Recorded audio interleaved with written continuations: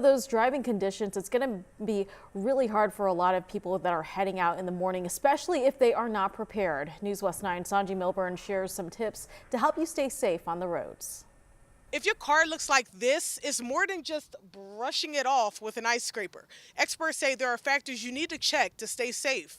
Icy roads and freezing temperatures are causing trouble for drivers and sending more people to auto stores. At AutoZone in Odessa, there is a demand for car parts. Parts sales manager Ashley Aguilar says sales have been up 10% since Friday. We've been having people in and out with vehicles, helping them try to find what they need, windshield wipers, fluids for the vehicles to defrost the ice, and have, like, especially for the keys to unlock the vehicles, because I know the ice, it does get stuck on your car. Aguilar says having the right supplies and knowing what to do when you encounter ice can help keep you safe and save you money. So the best way you could possibly defrost your car is use like windshield wiper fluid, which contains deicer. You're not supposed to put your feet on the brakes because you can slide.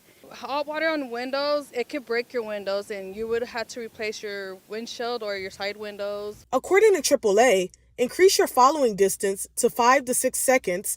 For modern cars, start your car at least 30 seconds before driving, and remember to check your car battery. Cold weather can drain a car battery and cause it to die. TxDOT encourages drivers to drive at the speed limit, keep a safe distance, and to check those road conditions at drivetexas.org. And remember, things won't start to warm up until Tuesday. Reporting in Odessa, Sanji Milburn, News West 9.